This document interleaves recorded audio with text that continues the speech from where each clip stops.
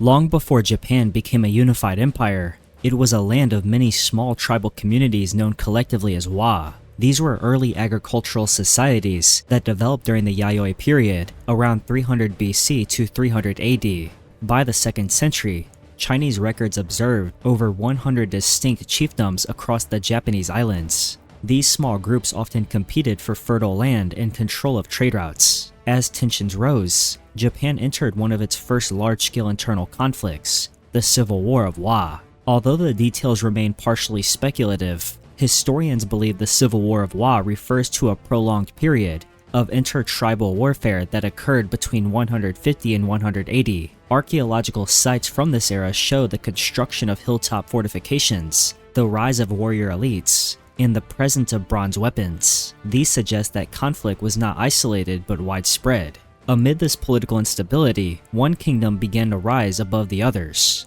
Yamatai. According to Chinese historical sources, such as the records of the Three Kingdoms, a woman named Himiko eventually emerged as the ruler of Yamatai. She was both a shaman and a queen, combining religious influence with political authority. Her ascent resulted in a turning point. She brought an end to the chaos and unified about 30 chiefdoms under her rule. In the mid-7th century, the Yamato court of Japan had close diplomatic and cultural ties with Baekje, one of the three kingdoms of Korea. These ties included royal intermarriage, shared Buddhism, and exchanges of technology and scholars. Baekje played a key role in bringing Chinese script and religion to Japan. Because of this strong alliance, Yamato considered Baekje's survival vital to its own regional influence. In 660, Baekje was conquered by the allied forces of Silla and Tang China. This collapse shocked the Yamato court. Baekje loyalists fled to Japan, including Prince Buyopeng, who became the figurehead of a Baekje restoration movement. Japan agreed to support the cause, seeing it as both a moral obligation to an ally and a strategic effort to maintain a foothold on the Korean peninsula. In 663, Yamato sent a large expeditionary force of 5,000 soldiers and over 400 ships to support Baekje's forces in retaking their territory. Their key objective was to relieve the fortress at Churyu and push back the Silla-Tang coalition. This engagement took place at the mouth of the Jiang River, known in Japan as the Battle of Hakasuki no I, or the Battle of Baekgang. Japan's fleet outnumbered the Tang navy, but the advantage was deceptive. The Tang and Silla forces were better trained in coordinated naval attacks. When Yamato forces launched repeated frontal assaults, they were met with disciplined resistance and eventually encircled. Over 400 Japanese ships were destroyed and thousands of troops were lost. It was a catastrophic failure. Baekje's restoration effort collapsed completely. Prince Peng fled, and the remaining Baekje nobles either surrendered or were absorbed into other kingdoms. For Japan, this was more than a military loss. It was a national humiliation. It ended Yamato's ambitions on the Korean peninsula and marked the beginning of a long period of isolation from continental warfare. In response to fears of invasion, Japan began constructing coastal defenses across Kyushu and nearby islands. Watchtowers, fortresses, and signal stations were built to guard against any possible retaliatory strike from the continent. The defeat also caused a major shift in domestic policy. Rather than attempt future invasions, the Yamato court turned inward and focused on adopting Chinese systems of governance. This led to the Taika reforms, which reorganized Japan's political structure, introduced land taxation, and centralized imperial authority based on Tang models.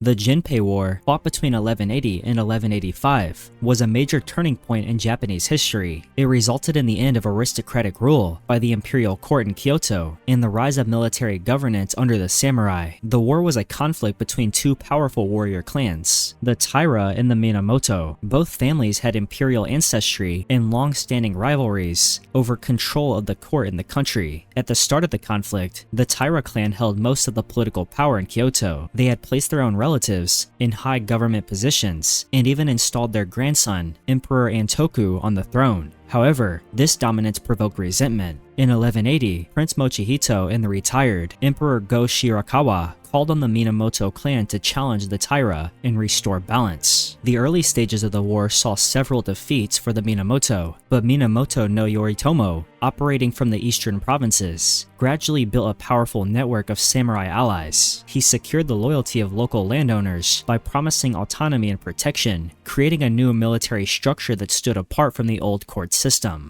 Meanwhile, Minamoto no Yoshitsune, Yoritomo's half-brother, played a key military role. The naval battle of Yashima in 1185 forced the Taira to retreat, and the final confrontation at the Battle of Dan no Ura saw the Taira fleet decisively defeated. Many high-ranking Taira nobles and Emperor Antoku perished by drowning, ending the clan's control over the imperial line. The aftermath of the Genpei War reshaped Japan. In 1192, Yoritomo was appointed shogun by the emperor, officially creating the Kamakura shogunate. This marked the beginning of samurai-led rule, where real political power rested in the hands of military leaders, rather than the imperial court. It also signaled the start of Japan's feudal era, with regional warlords gaining influence under a central military authority. In the 13th century, Japan faced a historic threat from one of the largest empires the world had ever seen. The Mongol Empire, led by Kublai Khan, had already conquered much of Asia, including China and Korea. Now, it turned its attention to Japan. In the 1260s and early 1270s, Kublai Khan sent envoys to Japan demanding submission.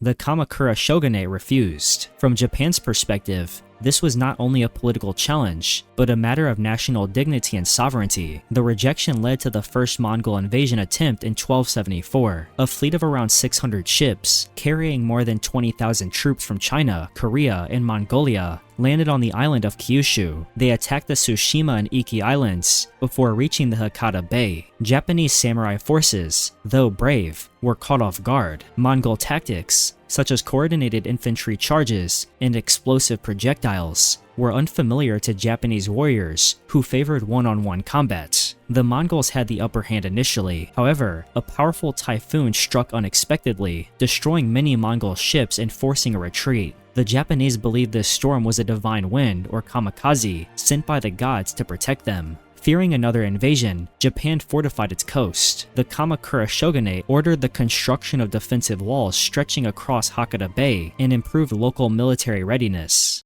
These preparations proved critical. In 1281, the Mongols launched a second invasion, this time even larger, with over 100,000 soldiers and 1,000 ships. Despite early successes in landing forces, the Mongols struggled to break through the Japanese coastal defenses. After weeks of stalemate, another massive typhoon struck. The storm destroyed much of the Mongol fleet. Tens of thousands of invaders died, and the survivors retreated. Japan was saved again. Although victorious, the invasions placed a heavy burden on Japan. The military preparations had drained the shogunate's treasury. Samurai who fought in defense of the homeland received no land rewards, since there was no territory gained. The lack of compensation led to dissatisfaction among the warrior class, weakening the Kamakura government over time. The Onin War, which lasted from 1467 to 1477, is remembered in Japanese history as the civil conflict that destroyed Kyoto and dismantled central political authority. Though it began as a dispute over the shogun's successor, the war quickly escalated into a widespread struggle among powerful military families. At the time, Japan was under rule of the Ashikaga shogunate, headquartered in Kyoto. Shogun Ashikaga Yoshimasa had no son, so he named his brother, Ashikaga Yoshimi, as his heir. However, when Yoshimasa later had a son, he changed his mind and wanted the boy to succeed him. This succession conflict split the court and the country into rival factions. The Hosokawa clan supported Yoshimi, while the Yamana clan backed Yoshimasa's infant son. Tensions boiled over in 1467, when both clans brought armies into Kyoto. Fighting soon broke out in the capital. From Japan's point of view, this war exposed the weakness of the shogunate. Rather than keeping peace among its vassals, the government became a passive observer as battles raged across Kyoto. Noble estates, temples, and residences were burned. By the time the war ended, much of the capital was reduced to ash. The destruction forced thousands to flee, and Kyoto, once the heart of Japanese culture and governance, never fully recovered its former glory during this period. Although the war officially ended in 1477, no true victor emerged. Both Hosokawa and Yamana leaders died before the fighting stopped, and the shogunate failed to reassert control. Instead, local military governors known as daimyo began to rule their territories independently. These warlords built up private armies, fortified castles, and ignored the authority of the central government. This power shift marked the beginning of the Sengoku period, or Warring States era, in which dozens of regional lords competed for dominance. Japan's political structure fractured into semi-autonomous domains, and military conflict became a constant reality. By the end of the 16th century, Japan had been unified under Toyotomi Hideyoshi. With internal peace largely secured by 1590, Hideyoshi turned his attention outward. His ambition was not limited to Korea, but extended to the conquest of Ming China. Because Korea is in the middle of Japan and China, it was seen as the necessary corridor for this expansion. In 1592, Hideyoshi launched what became known in Japan as the Bunroku Campaign, the first phase of the Imjin War. From Japan's point of view, the initial invasion was a demonstration of military strength and national pride. Over 150,000 troops landed on the Korean peninsula, quickly capturing key cities, including Busan, Seoul, and Pyongyang. Japanese armies advanced rapidly using well-coordinated infantry tactics and superior firearms, especially the arquebus, which had been recently adopted and mass-produced following European contact. However, the speed of the advance soon created logistical problems. Japanese forces relied heavily on long supply lines, stretching back to the sea.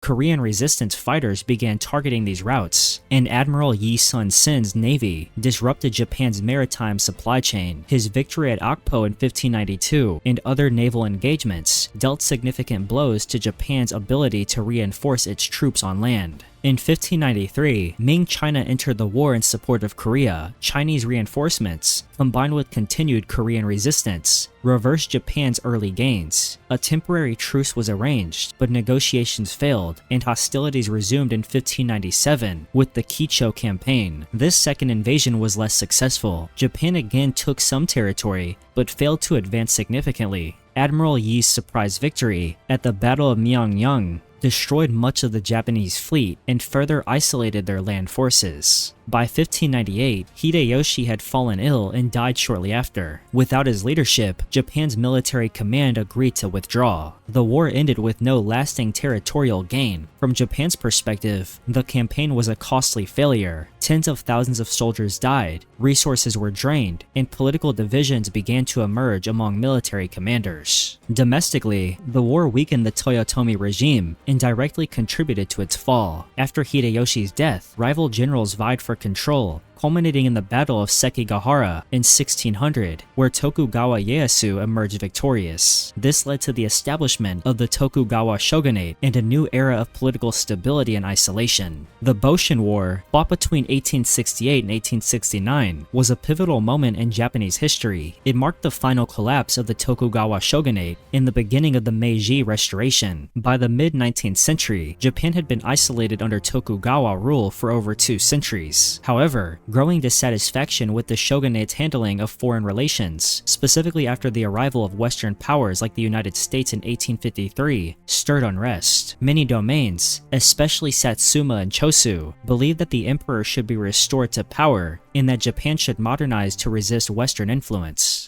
In early 1868, fighting broke out near Kyoto at the Battle of Toba Fushimi. Although the Tokugawa forces were numerically superior, the imperial-aligned troops had modern rifles, artillery, and better coordination. The imperial side quickly gained the upper hand. Several domains that had initially supported the shogunate switched sides, recognizing that the balance of power had shifted. The fall of Edo, the Tokugawa capital, followed soon after. Rather than continue the conflict in a devastated city, Tokugawa Yoshinobu surrendered peacefully and withdrew from political life. His restraint helped prevent further civilian casualties and damage to the capital, which was later renamed Tokyo under the new imperial government. Despite this major loss, some loyalists continued to resist in the north. They eventually regrouped in Hokkaido and declared the short-lived Ezo Republic. Imperial forces responded quickly and defeated them at the Battle of Hakone in 1869. This marked the end of the war. The consequences of the Boshin War were transformative for Japan. The Tokugawa system of feudal domains and hereditary samurai privilege was dismantled. In its place, the Meiji government introduced a centralized bureaucracy, a national army, and a new tax system. These changes were essential to Japan's rapid modernization in the decades that followed. The Satsuma Rebellion of 1877 was the last and most significant armed resistance by Japan's samurai class against the centralizing reforms of the Meiji government. Following the Meiji Restoration of 1868, samurai salaries were eliminated and a national army was formed. These reforms angered many samurai who felt dishonored and marginalized, especially in the former domain of Satsuma. Once a powerful contributor to the overthrow of the Tokugawa shogunate, Satsuma became very discontented. Saigo Takamori, a respected samurai leader and a once senior figure in the Meiji government, resigned in protest against these reforms. Though he did not initially call for war, his presence in Satsuma made him a natural figurehead for the movement. In early 1877, after the central government tried to disarm Satsuma's private military academies, hostilities broke out. Saigo's forces, around 20,000 strong, marched north toward Kumamoto Castle. The siege of Kumamoto was the rebellion's first major battle. However, the government's new army held firm. Modern rifles, artillery, and organized supply lines gave the imperial army a decisive advantage. At the Battle of Tabaruzaka in March, 90,000 imperial troops defeated 15,000 samurai in one of the most intense engagements of the rebellion. Saigo's forces began a slow retreat back to Satsuma. By September, the rebellion reached its final stage. At the Battle of Shiorayama, only about 500 of Saigo's men remained. They were surrounded by 30,000 government troops, equipped with modern weaponry. Saigo was wounded and died shortly after, likely by taking his own life. With his death, the rebellion collapsed. The First Sino-Japanese War, fought between 1894 and 1895, resulted in Japan's emergence as a modern military and political power in East Asia. Korea had long been a Chinese tributary state, but Japan saw it as a vital strategic interest. As unrest spread in Korea during the Donghak Peasant Rebellion in 1894, both China and Japan sent troops to stabilize the region. However, Japan viewed China's military deployment as a violation of an earlier agreement and as a challenge to its influence. Japan quickly seized this moment, occupying Seoul and framing its involvement as a mission to protect Korean independence. War was declared in August 1894. Japan's modernized army, equipped with Western rifles, artillery, and naval vessels, outclassed the Chinese military, which still relied heavily on outdated systems. The Japanese military scored several major victories. On land, they pushed Chinese forces out of Korea and invaded Manchuria in the Shandong Peninsula. At sea, the Japanese Navy destroyed China's Beiyang fleet in the Battle of the Yalu River, gaining naval supremacy. In April 1895, China was forced to sign the Treaty of Shimonoseki. This agreement reorganized Korea as an independent nation, though it effectively fell under Japanese influence. China also ceded Taiwan, the Pescadores Islands, and the Liaodong Peninsula to Japan, while agreeing to pay a large sum of money. These gains were seen as a major diplomatic and military triumph for Japan. However, Japan's victory was quickly undercut by the Triple Intervention, where Russia, France, and Germany pressured Japan to return the Liaodong Peninsula to China. Though Japan complied, the loss triggered widespread frustration among its people and leadership. This event fueled further military investment and strengthened Japan's desire to be taken seriously by Western powers. The Russo Japanese War of 1904 to 1905 was a defining moment in Japan's rise as a global power. In February 1904, Japan launched a surprise attack on the Russian fleet at Port Arthur. This preemptive strike gave Japan an early naval advantage and set the tone for the rest of the war. The Japanese army quickly landed troops in Korea and pushed into Manchuria. The Battle of the Yalu River was Japan's first major land victory and showed that its modernized army could defeat a European force. The most decisive land battle came at Mukden in early 1905, where over 600,000 troops fought in one of the largest land battles of the time. Japan emerged victorious, forcing Russian forces into retreat. However, the most symbolic victory came at sea. At the Battle of Tsushima in May 1905, the Japanese Navy, under Admiral Togo, annihilated the Russian Baltic Fleet. This was the first time in modern history that an Asian power had defeated a European empire in a large-scale war, particularly at sea. The war ended with the Treaty of Portsmouth, brokered by US President Theodore Roosevelt. Japan gained control over Korea, the lease of Port Arthur, and the South Manchurian Railway. It also received the southern half of Sakhalin Island. However, Japan did not receive any financial gains, which caused unrest and riots among the Japanese public. Many had expected more tangible rewards for the sacrifice and cost of war. Still, for Japan, the war was a diplomatic and military breakthrough. It proved that a modern Asian nation could defeat a Western empire, which shifted global perceptions of power. Japan's victory increased its influence in Asia and led to the full annexation of Korea in 1910. The Second Sino-Japanese War, which lasted from 1937 to 1945, was Japan's most extensive military campaign before and during World War II. The Japanese government believed that controlling China would secure access to raw materials, labor, and land necessary to support its expanding industrial and military ambitions. The war began with the Marco Polo Bridge incident in July 1937, where a clash between Chinese and Japanese troops near Beijing escalated into full-scale combat. Japanese leaders saw this as a chance to break China's resistance and solidify Japan's presence on the mainland. Within months, Japan launched massive offensives into northern China, Shanghai, and Nanjing. Although Japanese forces captured these key cities quickly, the expected collapse of Chinese resistance never occurred. One of the darkest moments of the conflict come with the capture of Nanjing in December 1937. During a 6-week occupation, Japanese troops committed large-scale atrocities, including mass killings and sexual violence. Known as the Nanjing Massacre, this event drew international condemnation and remains a source of historical controversy. It also intensified anti-Japanese sentiment in China and globally. Japan underestimated the strength of Chinese resistance. Despite political divisions, Chinese nationalist and communist forces formed a temporary alliance known as the Second United Front. They adopted guerrilla tactics that challenged Japan's conventional military superiority. Japan found itself trapped in a war of attrition across a vast, hostile countryside that stretched its supply lines and strained its economy.